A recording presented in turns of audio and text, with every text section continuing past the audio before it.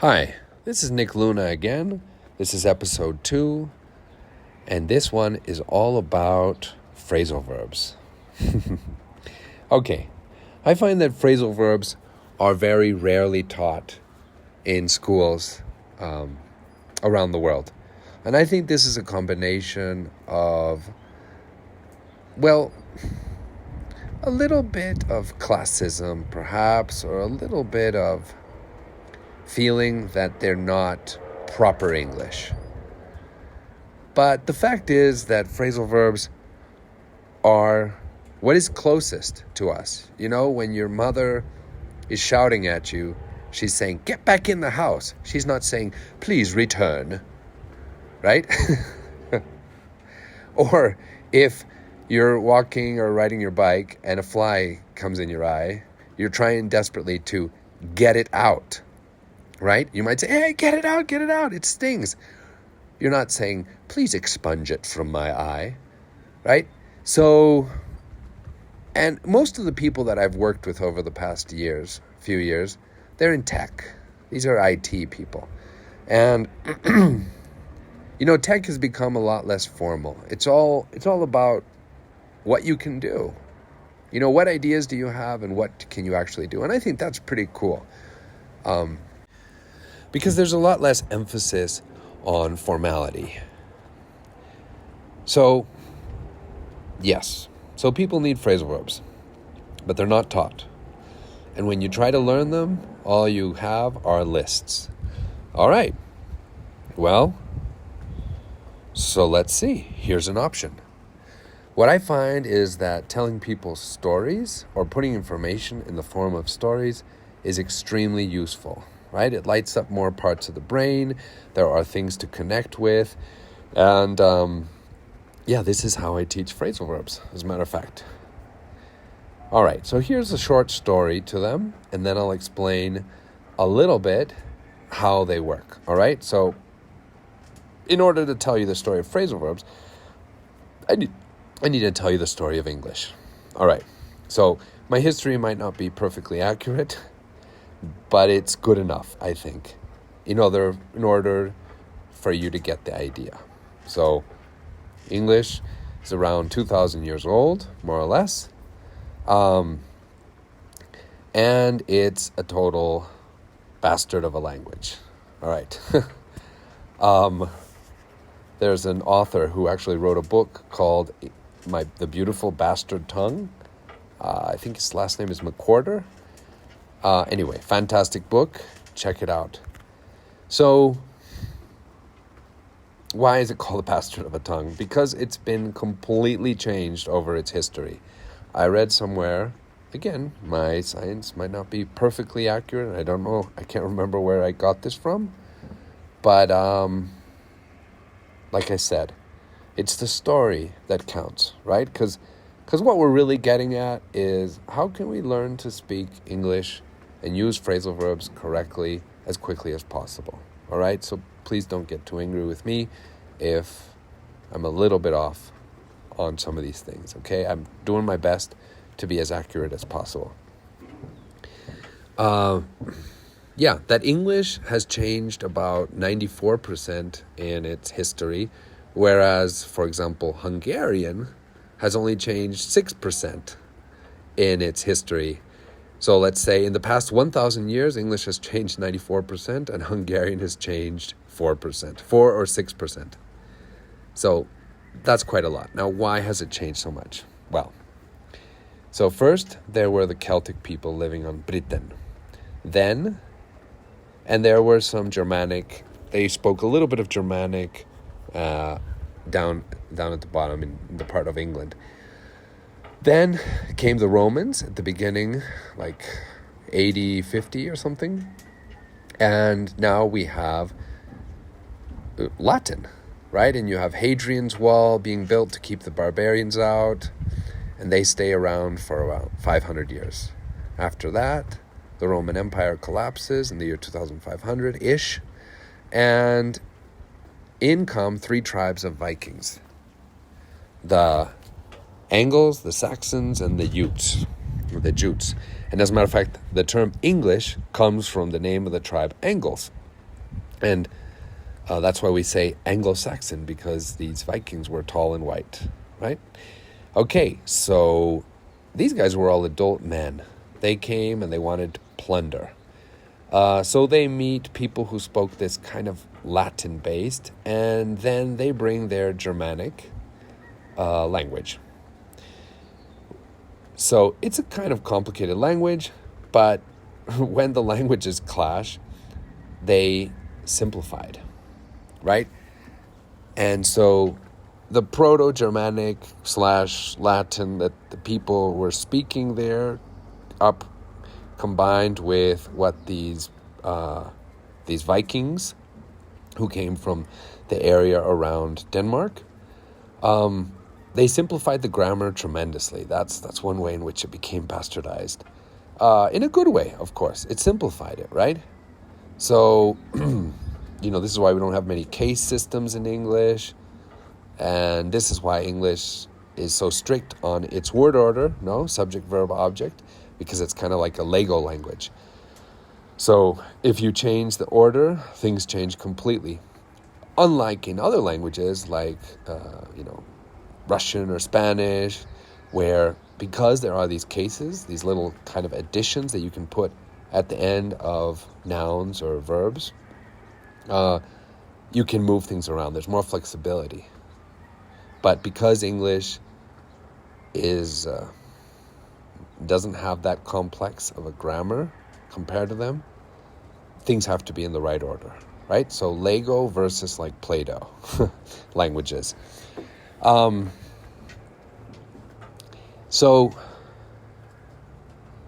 the year 1100, the French William the Conqueror comes, and now we have the third layer of this sandwich, which is French. But the French only stays in the upper levels of society. That's why the fancy words in English are French-based, When the animal is going moo, moo, it's a cow. But when it's a steak, it's called beef, right? Boeuf, from the French. It's the same thing with pigs, pork, deer, venison, right? I think. I think that last one. Anyway, so as we know, England has became, it was a monarchy for a long time, and there are all these different ways of speaking within England, right? And I think that this is one of the reasons why phrasal verbs are not really taught, because they're not considered, Queen's English or proper English. Well, anyway, like I said, this is what I think, but feel free to disagree with me. Like I said, I'm telling you guys a story to help you learn phrasal verbs. All right. So, let's go back to the phrasal verbs, which I believe come from the Vikings. And I think that's because, phrasal verbs are basically made up of mostly irregular verbs, which are the oldest verbs in English. The ones that you have to memorize the different tenses to, right? Whereas the rest of them are ed, like walk, walked.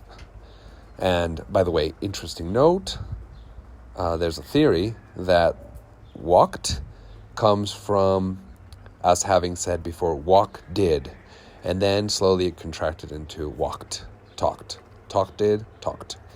Anyway, the old verbs are the really basic ones. Things like go or get, right? Look how different it is. Go, went.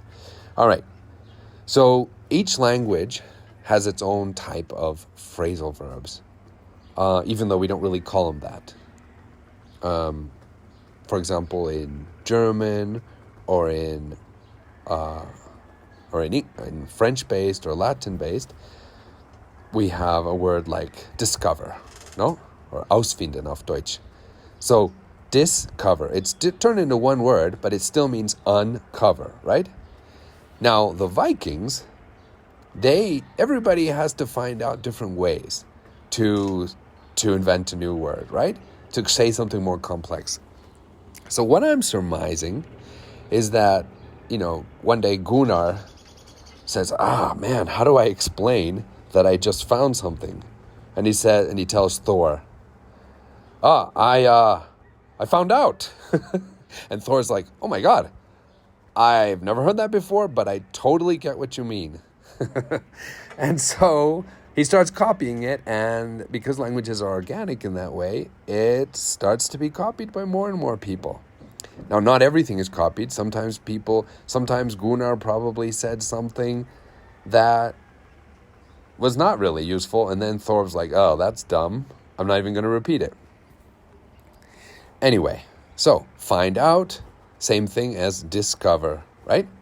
Oder ausfinden in German, right? Descubrir in Spanish. Okay, so now we've got a combination. Basically an irregular verb plus 1 out of 16 prepositions, right? Because we've got the in, out, on, off, up, down, away, back, by, through, about, along, over, forward, round, around, and a few more. Don't get too stressed, guys, because we only use between 30 and 80 phrasal verbs per day, but you should be able to handle them pretty well because we use them a lot. So I might have to turn this into 2 podcasts. So let's just call this the intro one. But basically, you can look at these prepositions as binary. On, off, white, black, close, far, right? So like in, on, up, and back are all the equivalent of ones, which is close, on, right? And this, of course, doesn't work with all verbs, but like I said, I'm massively simplifying in order for you guys to be able to understand it better. So think, for example, about boarding a bus, right? I'm using the Latin-based word, boarding a bus, or French, perhaps. And by the way, that's why English has such a huge vocabulary, because we have basically a bunch of French, a bunch of Latin, and a bunch of Viking-based Germanic words. And that's why we have a huge vocabulary. All right, so if I want to board a bus, I could say, I'm going to get in the bus. That's one phrasal verb. I'm going to get on the bus. That's another phrasal verb. Pretty much the same meaning. I'm going to get up in the bus. Another one. I'm going to get back on the bus. Another one, right? You start to see my meaning. And if I want to, I'm going to get out, I'll say I'm going to get out. I want to get off. I want to get down. I want to get away. Okay? So that's the takeaway I'd like you guys to have, is that phrasal verbs are kind of binary, right? There's a close, there's a far. And another thing about phrasal verbs is that they can be separated, right? Sometimes we can put the object in the middle. For example, I'm going to wake up the baby, or I'm going to wake the baby up.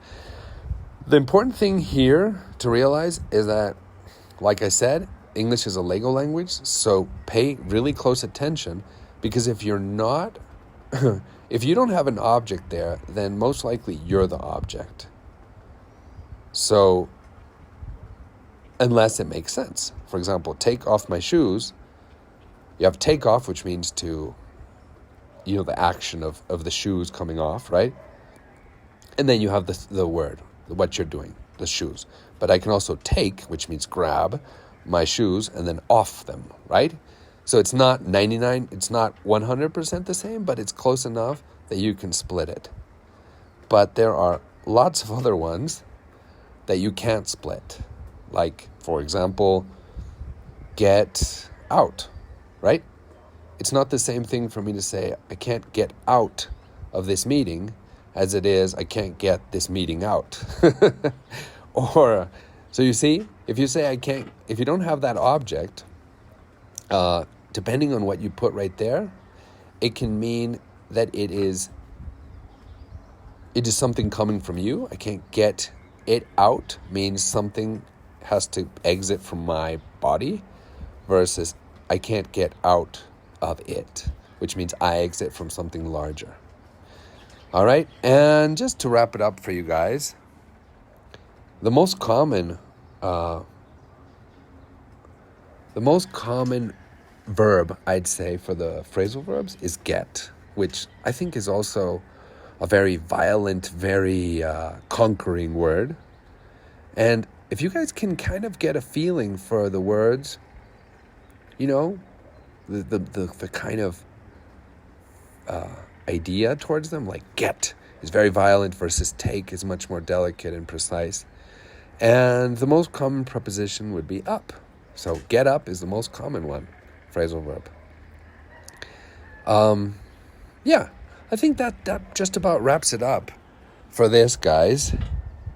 Take a look at them, and once you start to see these words, start to think they usually have their equivalent in the Latin or French based, such as the airplane took off, or you could say the airplane departed, right? That would be en français. But take off, right? I'm taking it off of the ground. Or the airplane touched down, right? It's going to touch down on the ground. So think of it quite literally, guys. But don't be fooled by the fact that the French or the Latin-based ones seem like they're much more elegant in some respect. You can break those up, and it's basically just as simple. It's just people trying to express more complex ideas, sticking words together in different ways, and as long as it floats, well, then people take it. All right. I'll leave you guys now with this. So, happy phrasal verbing, and feel free to get in touch. All right. See you in the next episode. Ciao.